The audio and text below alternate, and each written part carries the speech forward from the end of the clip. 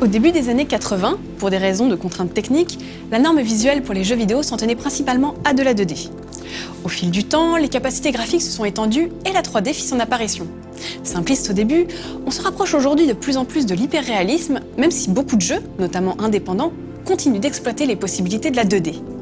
Entre-temps, un courant devenu assez populaire profite du meilleur des deux mondes, il s'agit du cel shading. Cette méthode est également connue sous le nom plus technique d'ombrage de celluloïd.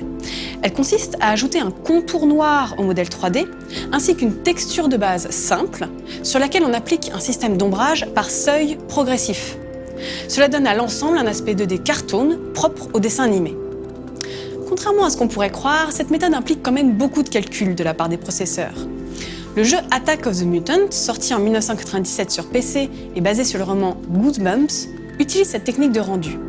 Il s'agissait alors des prémices de ces graphismes. En l'an 2000, sort un des jeux qui a contribué à la démocratisation du cel shading, Jet Set Radio sur la Dreamcast de Sega. Ce fut le premier jeu 3D à utiliser volontairement ce style dans son moteur graphique. Sonic Shuffle, sorti sur la même plateforme quelques mois plus tard, empruntera aussi cette voie.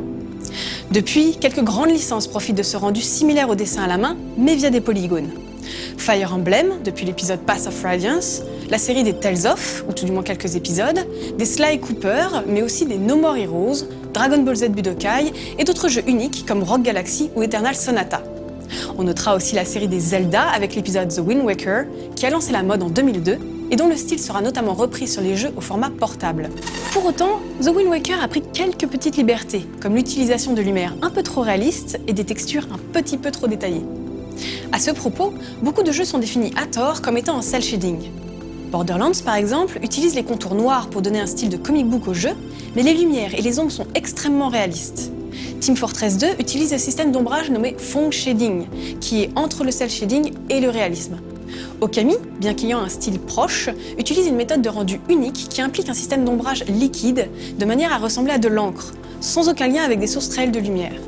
Ce style, qui est né dans les années 2000, a donc influencé beaucoup de développeurs, et le succès de certains titres de ces dernières années comme Triforce Heroes font perdurer cette technique encore aujourd'hui.